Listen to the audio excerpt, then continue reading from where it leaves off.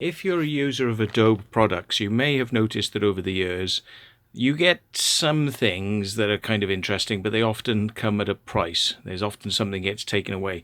Now, this is just to show you which version I'm using. This is 2018. Okay, as you can see up here, this is Premiere Pro 2018.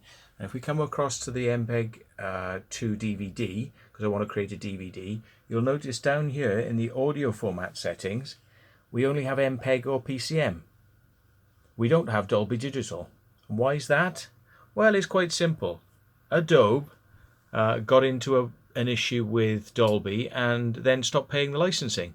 So they don't have the ability to encode to Dolby Digital anymore.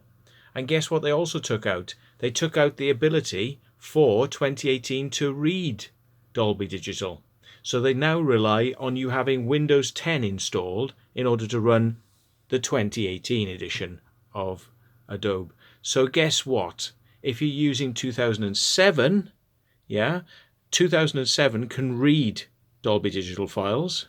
So it can read them on H.264s, it can read them on DVDs, whatever. It can read Dolby Digital. But under the encode options, you can do Dolby Digital writing. So you can write Dolby Digital as well as reading it. So you can write it for a DVD. So you can create Dolby Digital files which are much smaller.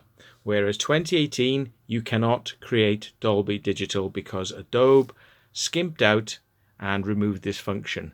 It's a bit like the way they, every version of this program, they seem to lose more and more effects. More effects seem to disappear. So you're paying more money and you're getting less product. So why do they increase their prices all the time when they've removed this sort of functionality? Fuck you, Adobe.